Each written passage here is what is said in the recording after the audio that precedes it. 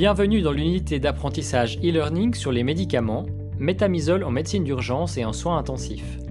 Le métamizole est un analgésique non opioïde appartenant au groupe chimique des pyrazolones et ne fait donc pas partie des anti-inflammatoires non stéroïdiens.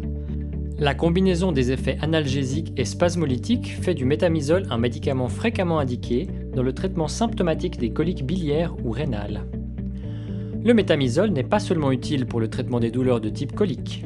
Il est également fréquemment utilisé dans le traitement des douleurs chroniques, des douleurs tumorales ou après des interventions chirurgicales.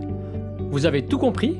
Très bien, alors récapitulons les dernières minutes avec un court quiz.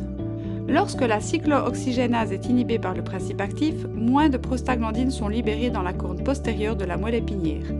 La réduction de la synthèse des prostaglandines diminue ainsi la sensibilité des nocicepteurs et a, par conséquent, un effet analgésique.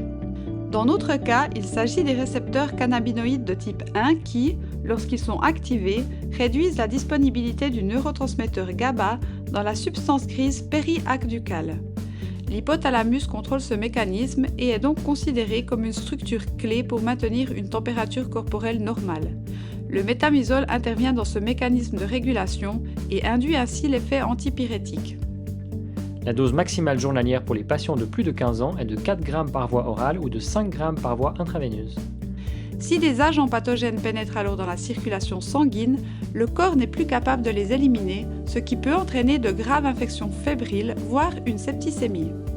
Ce médicament est utilisé, entre autres, pour traiter divers types de tumeurs malignes ainsi que l'arthrite rhumatoïde chez les adultes. En combinaison avec le métamizole, un effet hématotoxique a été observé, ce qui augmente le risque d'agranulocytose.